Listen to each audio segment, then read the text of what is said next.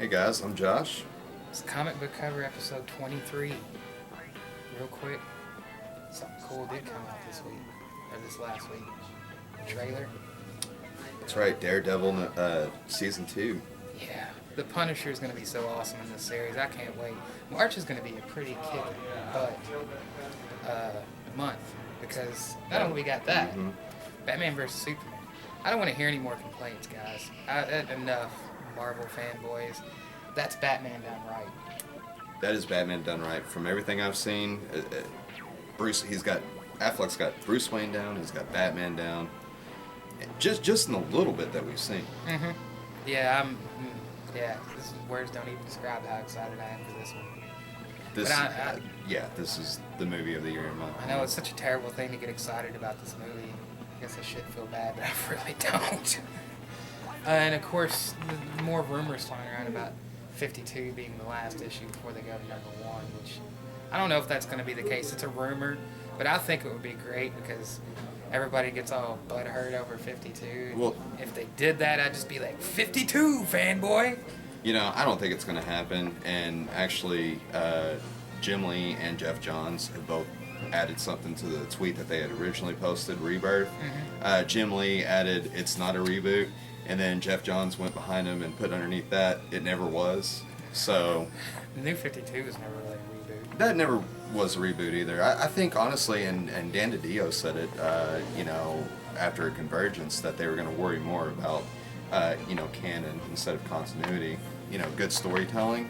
So I think really what they're going to do, because there's in this rumor they've been talking about Jeff Johns and Ivan Reis working together.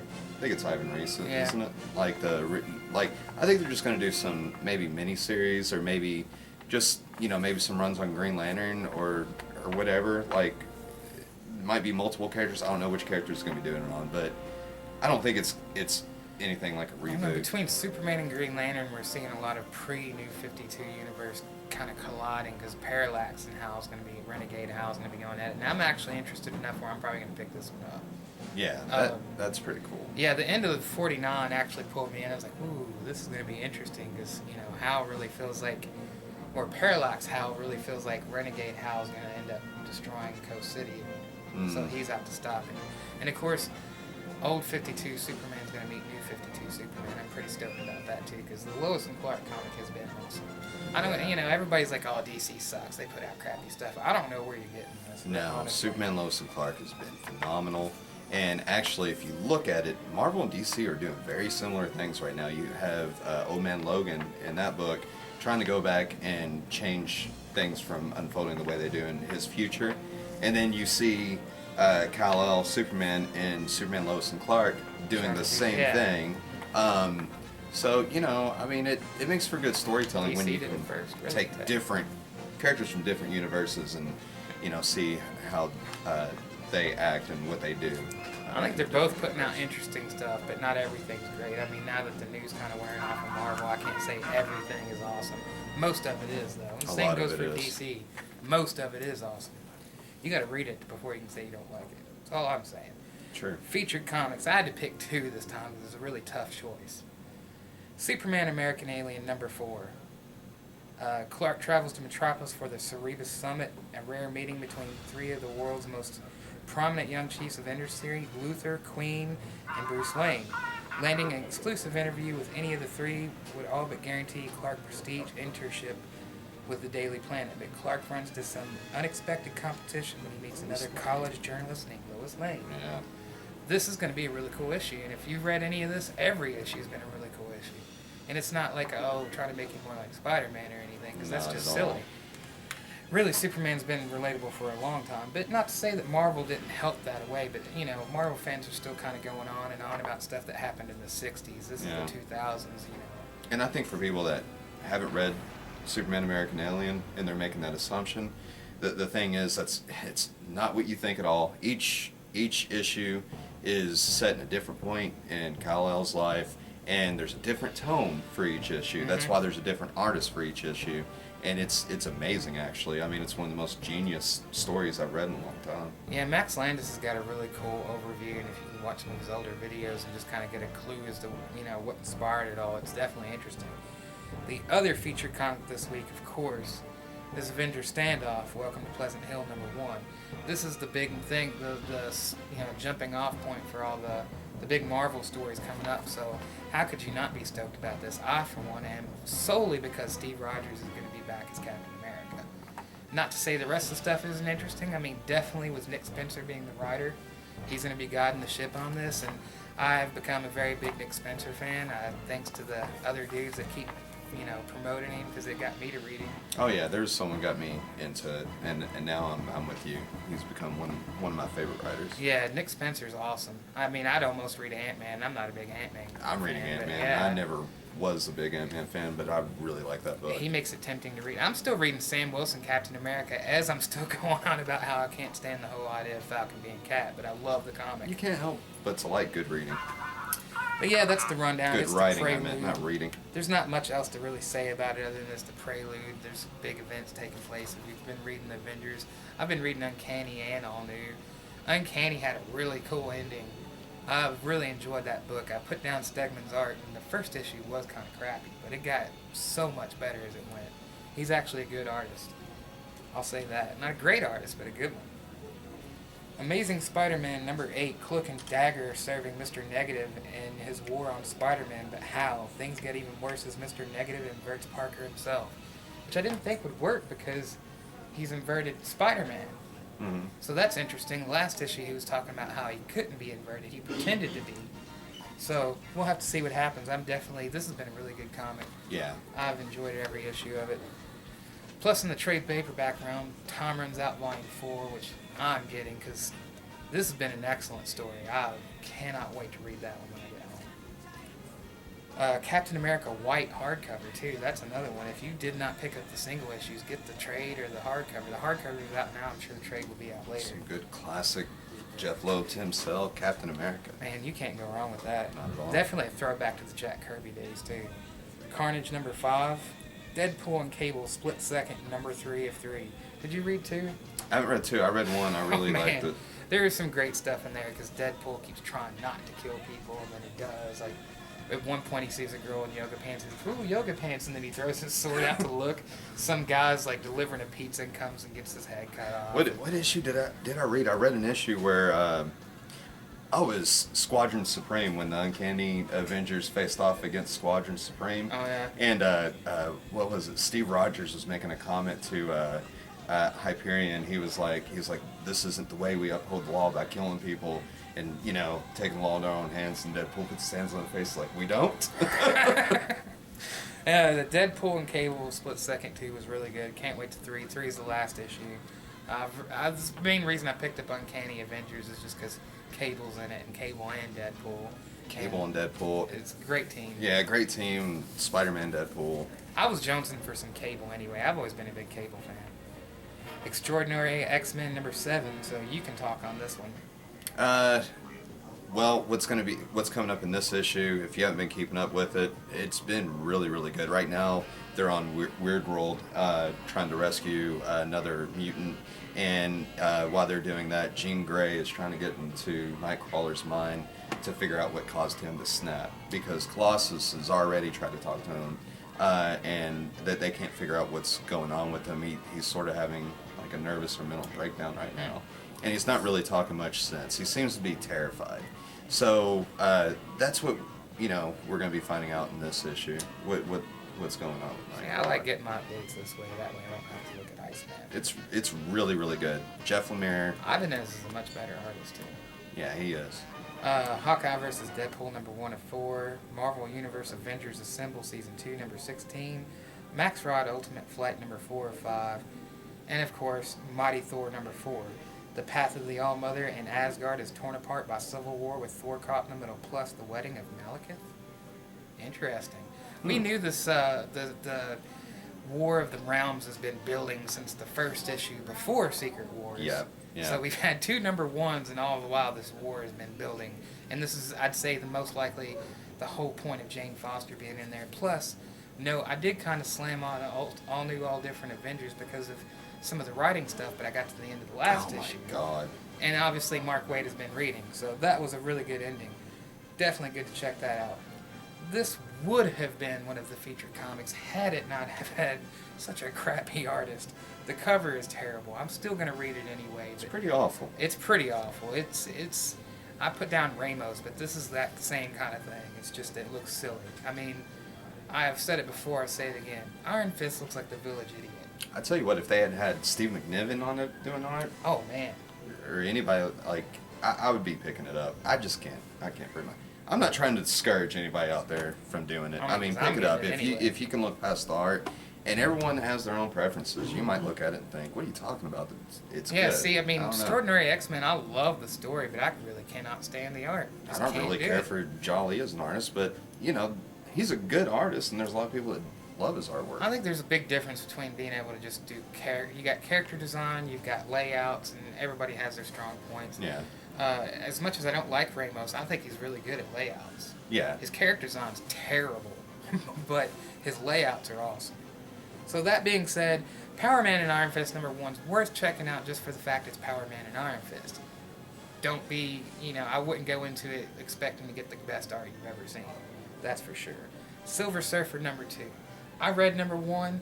What a trippy comic, which you kind of have to expect because Silver Surfer is kind of psychedelic in its early days anyway. Mhm. But this issue, you can really tell Dan Slott's a big Grant Morrison fan. Yeah. If there was any doubt before, there's none after you're done reading that one. It's very, very trippy. It was cool, though. I don't know if I'm going to pick up 2, but #1 was a really good read. Spider-Woman #4, Squadron Supreme #4. Squadron Supreme's really good. I like that so far. Star Wars #16, Rebel Jail starts now. The rebels travel to a prison base having taken an important captive invader down, which we know who that is. Yeah, Dr. Aphra. Unfortunately, they aren't the only ones with their eyes on the prisoners. The adventures of Luke Skywalker and the Rebel Alliance continue. I love this comic book. I can't say enough how much I love this comic book. And as a Star Wars fan, you should be reading this comic book. If you're a Star Wars fan and not reading, you're not really a Star Wars fan. Just saying. I kind of second that. Starbrand and Night Mask #3. I don't know. I don't know. Star Lord #4. I've heard that one's really good. I like Star Lord. I won't say anything bad about that. But Starbrand and Night Mask, it's kind of like Black Knight. I wouldn't be surprised if this was on the getting ready to get cut list too. Surprisingly, I didn't see that on that list. I am surprised by Howard the that. Duck was on there, and that wasn't on there. Yeah, I would say Howard the Duck ought to survive before that. I mean, and you don't see him putting out any Cloak and Dagger comics anymore. No? Uncanny Inhumans #5. They'll do Sleepwalker next. Uncanny Inhumans #5. The Quiet Room starts now. Black Bolt's new place is a fascinating curiosity that could very well put all Marvel Universe in a tight spot. Not that he's not known for doing that. Brandon Peterson joins the flagship Inhumans book. The last story was phenomenal. That's the only thing I could really say about it. Phenomenal. It's one of the best Marvel comics, and then Humans is definitely a B team. Yeah. They're not like, I read for years and was just, I kind of knew of them, like at Mhm. least Black Bolt and Medusa, but the rest of them just like, oh, It's about like me too, but this has been a great book. love it. And Black Bolt, for all the Marvel fans that like to talk like, I don't like Superman because he's too powerful. Let me tell you something, Black Bolt, too powerful. Yeah. With a ward, he could destroy the universe. Yeah, the dude's just insane, but it is awesome. Love the comic. If you have not been reading, this would be like in my top 5. Definitely. Charles Soule. Charles Soule. That is such a good book, Uncanny Inhumans, and then the other ones he's on, Daredevil. Yeah, not to knock any of the other guys, because there's a lot of guys like Lemire that I really like, but I would say the 3 best writers in Marvel right now, Aaron, Soule, and Spencer. Yeah, actually, I could probably go that far, but I've been a Lemire fan for so long that Yeah. I would actually probably put Lemire in that top 3, and Nick Spencer would definitely be #4.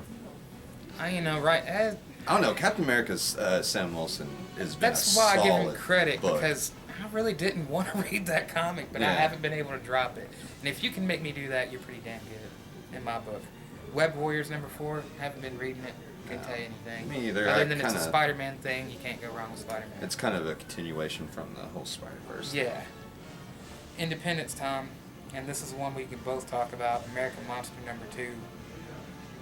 Wow, what an amazing book #1 was. It's Brian Azzarello too. 100 Bullets. He's working with Frank Miller on the Dark Knight stuff. Mm-hmm.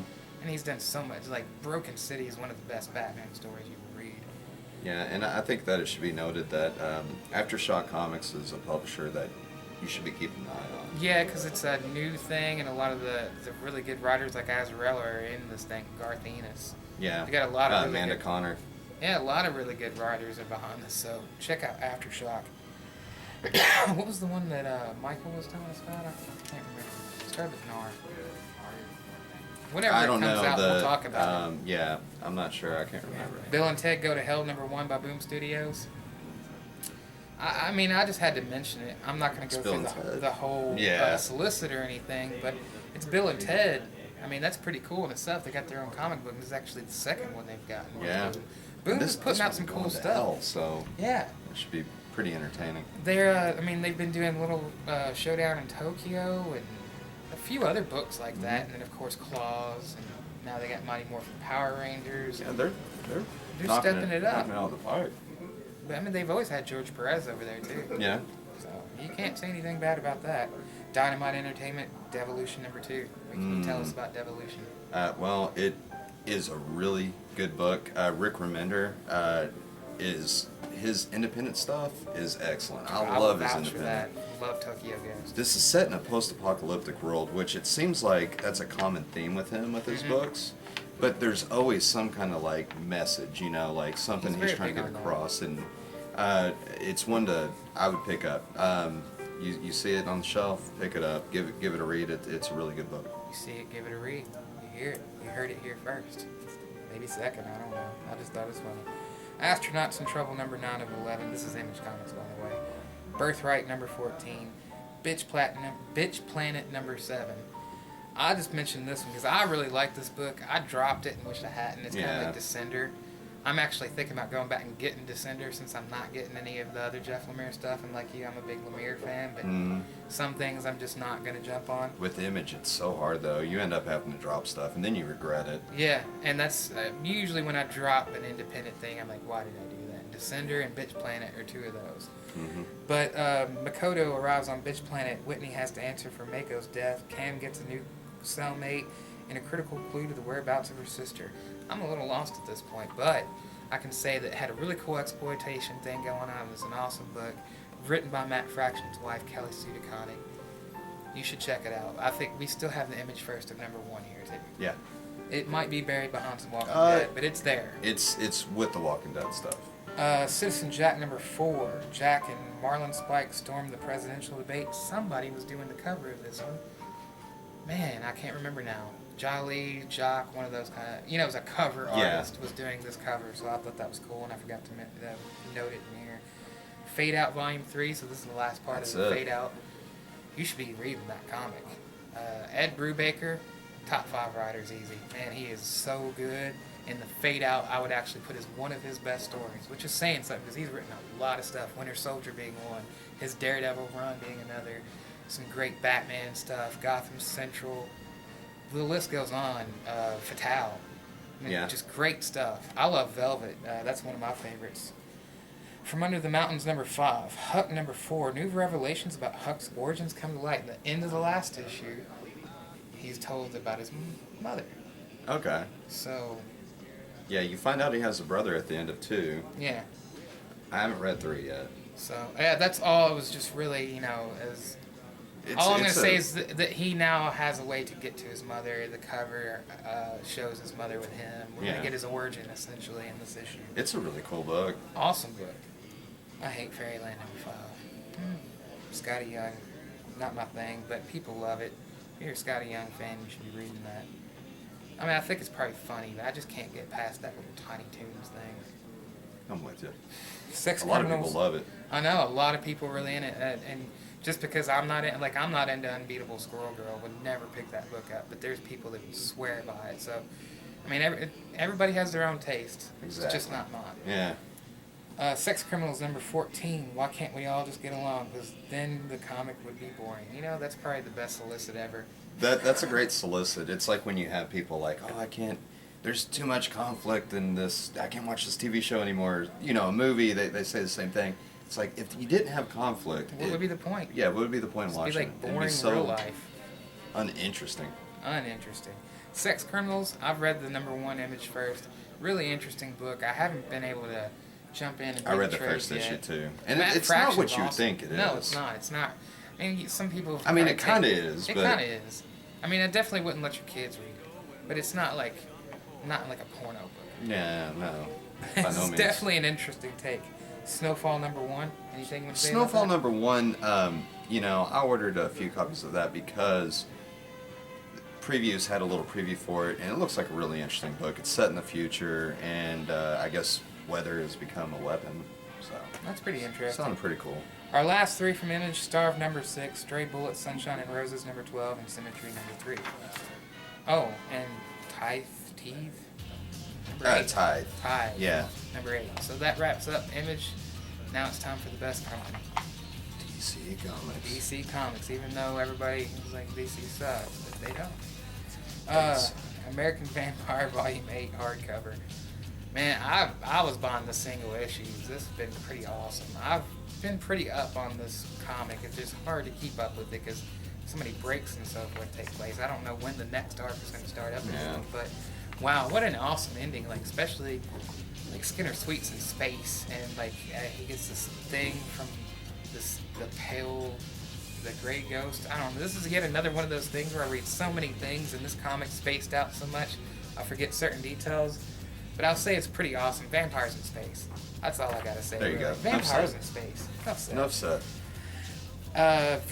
While we're on Vertigo, Astro City #32. Kurt Busiek, Alex Ross does the covers. That's an awesome book. I love Kurt Busiek stuff. I wish I could read this book. It's on 32, so I feel like I need to jump back and get trades before I try to jump in.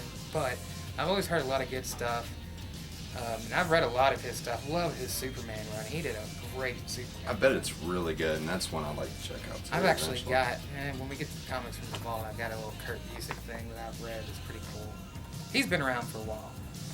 Batman and Robin Eternal #20. I talk about this one every single video, and it's hard not to because it's so good. It is very, very good. And it's coming to an end. 6 more issues. Man, and there's been so much to happen in this comic. It's hard to really just. From the start. Yeah, it's never really slowed down, and this is the one complaint I would have with Batman Eternal is that it was going pretty strong, and then Batgirl went down into like Argentina and stuff. Yeah, that's where her it really. and Red Hood, yeah. It kind of slowed down for a little bit there, and then it picked back up later. Yeah, the pace is definitely different for this book. And you know, the thing that would sound disappointing when I say, "Oh, there's not that much Batman in it," and be like, "Oh, I'm not that interested." No, you should still be interested because Dick Grayson is awesome, and he's pretty much the main focal point of this comic. Yeah. All the Robins are in it. That's another thing that I really love about it. Yeah, you have all the Robins Except for together, Damian. the whole Bat family, and then I mean you're still getting Batman and flashbacks. Yeah, and I mean that's more Batman than you've been getting in the Batman comic, except for the last issue. That was awesome. Batman Noir, the Black Mirror hardcover. This is another one. Like, if you're a Scott Snyder fan, you should really. This was pre-New 52, but this was the first Batman he did. He's jumped in on Detective Comics first, which he's going back to. Yeah. That was an awesome story. One of the best Batman stories I've read. Back to Vertigo, we got Clean Room #5 by Gail Simone. Then DC, Dr. Fate #9, Harley Quinn #25. Apparently she had an encounter with the Joker recently, so this is like the aftermath of that. Yeah, it's kind of interesting. I guess it's not really Harley Quinn's not really tying into, what's Regular going universe. on right now. Or It's kind of like the Deadpool thing. Yeah. In a lot of ways. It's a comedy book that's kind of set aside, but jokes are thrown about. And Justice Gods Among Us Year 5 #4. Oh yes, I love that book. I don't care about what all these naysayers say. Oh, I played the video game. It's nothing like the video game. Tom Taylor is a great writer, and if you want to read a good book, I recommend this book. And actually, if you like the video game too, it's a great book to read because this is it. Year 5, this is it. We're getting to the point to where the video game starts off with their story.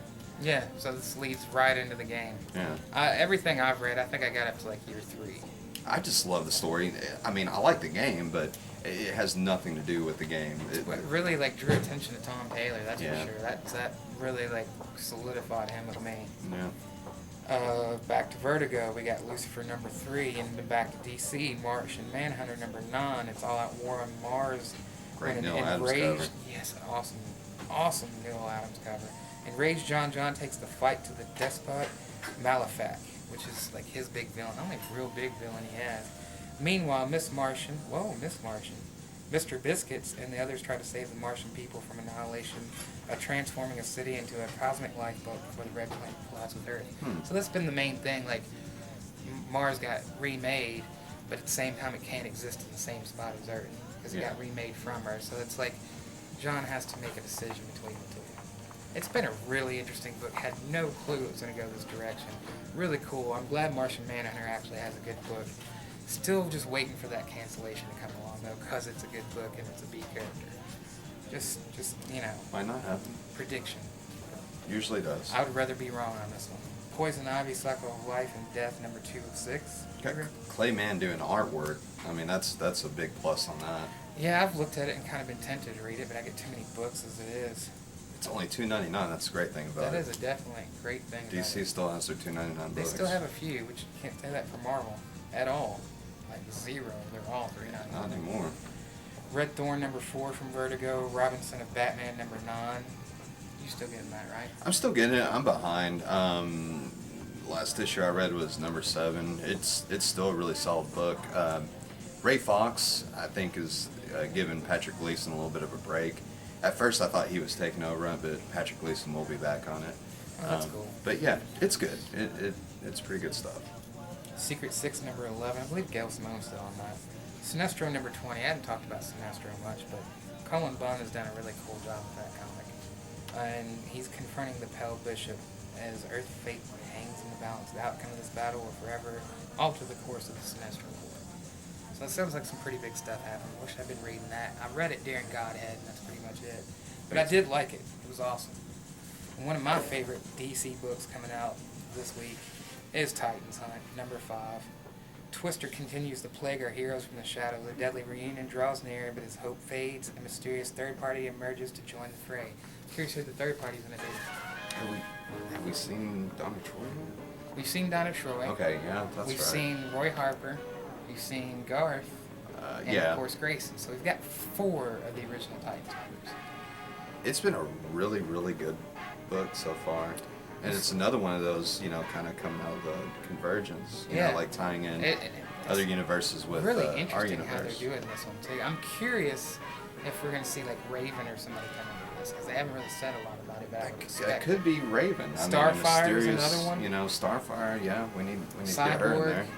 And that they're all having memories from the other universe, but that wasn't their universe. So that's kind of what I think is pretty interesting about it. Dan Abnett's excellent. He's got excellent art. You really can't go wrong with Titans. It's one of the best I books second DC's. that. DC's It's a great just book. knocking it out with that one. Yeah. Speaking of books they knock it out with, Wonder Woman number 49. Hands down the most consistent book since the New 52. From issue 1. From issue 1 all the way to Hasn't missed a 49, beat. it hasn't missed a beat. With the writer change, it was expected to miss a beat, but it didn't. It really didn't, and that's pretty amazing. Yeah. Meredith Finch, she's not a veteran by no means. So for her to be able to Pick up after Azarello the way she has, I mean, that's pretty amazing to me.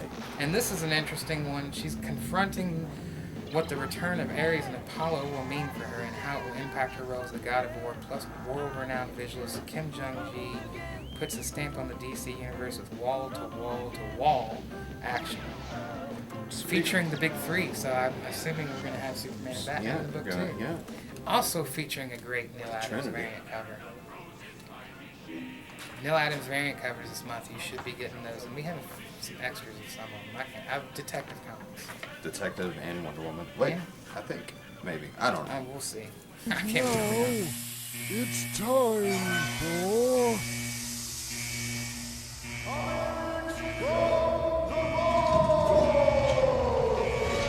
I've been showing expensive stuff lately, so now I'll just throw out some cheaper stuff. You know how I was talking about Kurt Busiek earlier? Mm-hmm. Kurt Busiek wrote this issue, number 92 of Power Man and Iron Fist. And look at that art from the 80s. It's so much better than the one now. This was a really cool comic book. It has Hammerhead in it. They're escorting him to jail. I was trying to figure out what that was. Yeah, Hammerhead, huh? It was a really good issue. I read it. I couldn't help it. It's pretty cool. I like Power Man and Iron Fist. That's the whole reason I'm getting a book with crappy art. And we also have some old Master of Kung Fu. That's pretty cool. That's number 18. It was pretty close to his. I really love the Secret Wars little miniseries. That was actually, if I was to even just pick two, I would say Thor's and Master of Kung Yeah. Fu. Not that Old Man Logan. Old Man Logan's like a close third, but I think Lemire does a much better job than Bendis. Not the Bendis either, because I love his Iron Man, but I definitely think Master of Kung Fu had better writing. Not better art, but it was a better mesh of writing and art in Master of Kung Fu. Yeah. Because it was Blackman and I remember Blackman. I can't remember. Oh, was it Francavilla. Francavilla. Man. Okay, that's a great artist. Actually, I was sitting there thinking. I remember really liking artwork for that book. When I was a kid, these books, because Kung Fu was a big deal, and that's actually how I discovered Iron Fist. It was never like my favorite character, but now that I've gotten older, I'm like, that is one of the most awesome characters ever. Yeah. I'm looking forward to the show Luke Cage. Hopefully that's more of an exploitation kind of thing, because they've kind of picked themes with everything. Like Jessica Jones, like the private detective thing. Yeah, the noir. Noir with Daredevil. Mm-hmm. So I'm hoping like Luke Cage is exploitation, Iron Fist is old school Kung Fu. That'd be awesome. That'd be the That's perfect the way they marriage, need to do it. yeah. I mean, really, if it wasn't for Luke Cage, I don't even know if I would have made it through all of Jessica Jones, which I know is oh my god, because everybody loves that show and it was good, but not great. I'm gonna keep my comments to myself. Oh, everybody has to have something to say. I didn't like it. But you already know that. Yeah, I don't know. I mean, I don't like the character of Jessica Jones that much. Yeah, It's nothing. I think maybe going into it, it's like I don't even know who this character is. I don't really know anything about her. And then even, giving it a chance anyway, I was like, well, I don't really care for the character, honestly. All I could think to myself was, I'm ready for season 2 of Daredevil the whole time I'm watching it. Yeah, well, I will say if you watch the episode where they go to find Luke Cage's friend, it's worth watching. Well, I'm probably going to have to go back. And You'll have to watch that episode. got a little bit of time before Daredevil season 2 comes on. So We'll talk about why that episode's so cool once it's camera starts. All right. But anyway, so that's the end of this. Lots of cool stuff coming out this week. We'll be back next week. As usual, I've got to tell you, 5 or more titles here at BME, you get 25% off, and you get 10% off of back issues at Money Tree. How can you go wrong with that? Can't. And you don't have to stop a file somewhere else. You can still have it here and here too. Get them everywhere. There and here too. I mean, you can have it here and here too. Get that? Anyway, I'm Aaron. I'm Josh. We'll see you next week.